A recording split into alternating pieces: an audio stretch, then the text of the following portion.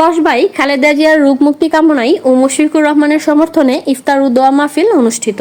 ব্রাহ্মণবাড়িয়ার কসবা মহিলা কলেজ মাঠে শুক্রবার বিকেল 4টায় বিএনপির চেয়ারপারসন বেগম খালেদা জিয়ার রোগ মুক্তি কামনায় ও জননেতা মুশফিকুর রহমানের সমর্থনে এক ইফতার ও দোয়া মাহফিল অনুষ্ঠিত হয়েছে।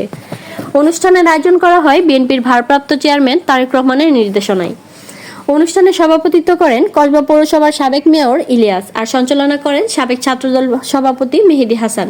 এতে প্রধান অতিথি হিসেবে উপস্থিত ছিলেন ব্রাহ্মণবাড়িয়া জেলা বিএনপি সাবেক সভাপতি ও পৌর মেয়র হাফিজুর রহমান মোল্লা কোচি। প্রধান অতিথির বক্তব্যে হাফিজুর রহমান মোল্লা কোচি বলেন, 517 ভোটে ব্রাহ্মণবাড়িয়া জেলার কাউন্সিল হবে, কোনো সমঝোতা নয়। তিনি আরও বলেন, প্যাকেট কমিটি করে ব্রাহ্মণবাড়িয়ায় রাজনীতি করতে দেওয়া হবে না।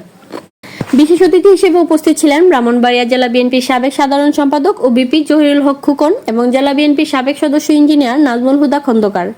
জহিরুল হক খোকন বলেন, আপনারা যারা মুশফিকুর রহমানের সমর্থনে রয়েছেন, আপনারাই হচ্ছেন অরিজিনাল বিএনপি।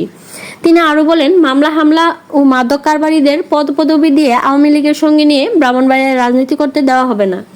অনুষ্ঠানে আরও উপস্থিত ছিলেন যুবদল নেতা জসিম, ফরিদ, অপু, মনির, সাইদুল এবং ছাত্রদলের সাবেক যুগ্ম আহ্বায়ক রাজু আহমেদ রাজু, বাবুল আহমেদ বাবু, ময়নাল, নিলয়, আকাশ, মেহেদী, জাহিদ। এছাড়াও উপস্থিত ছিলেন গোপীনাথপুর ইউনিয়নের বারবার কারা নির্যাতিত নেতা হাবিবুর রহমান হাবিব।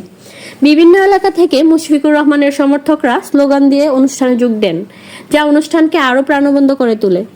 অনুষ্ঠানের শেষ পর্যায়ে দেশনেত্রী বেগম খালেদা জিয়ার রোগ মুক্তি ও দেশের কল্যাণ কামনায় দোয়া ও মোনাজাত করা হয়। এরপর আনুষ্ঠানিকভাবে ইফতার মাহফিলের সমাপ্তি ঘোষণা করা হয়।